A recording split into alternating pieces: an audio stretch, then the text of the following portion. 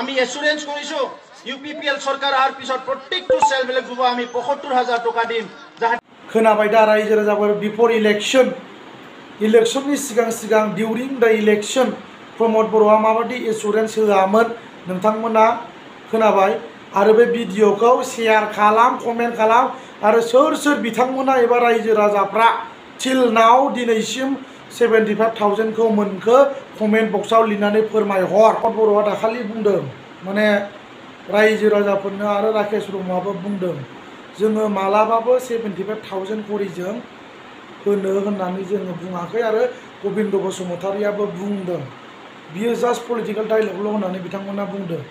गमामायैनो बिथांमोना जुदि होनो हामालाब्ला डाइरेक्ट जोङो होनो हाला होननानै सारेन्डार जादो एबा रायजो राजाफोरनो फोरमायनानै होदो। हायाबा हाया नोंसोरो इलेक्शननि सिगां बेबायदि गिदिर एसुरेन्स होनो नाङामोन लाजिनांगौ।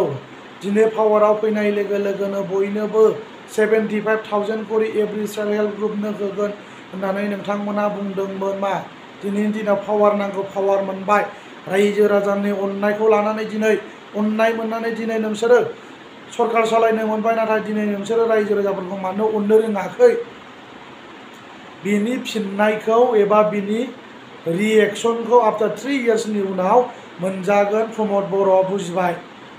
जास्ट नोङो 3 बोसोरनि उनाव बिनि फिथाइखौ नोङो मोनजागोन।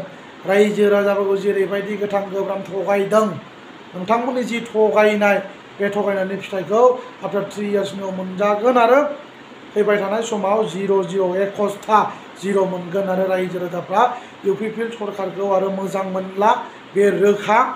अबियासलि रायजो राजाफ्रा दिनैनि दिनाव दुखु मोननाय फोरमायदों बिथांमोनाबो एक्सपेक्टेशन खालामदोंमोन।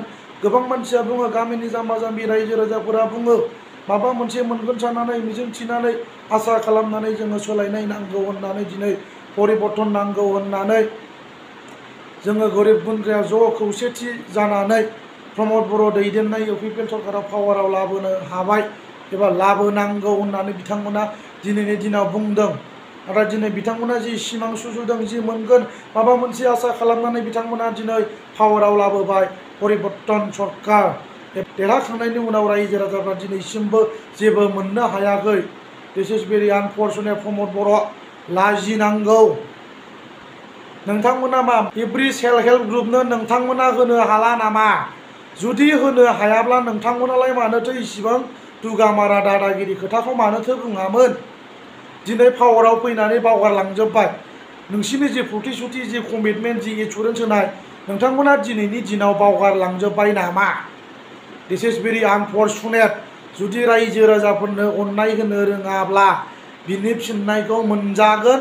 बारा गोबाव गैला अलमस्ट 3 इयार्स दंबावो आरो दिनै अलमस्ट 2 इयार्स रानिं जाबाय रायजो राजानि जेबो उन्नयननि खामानि मावनो हायाखै आरो रायजो राजाफ्रा भिडिअखौ शेयार खालाम।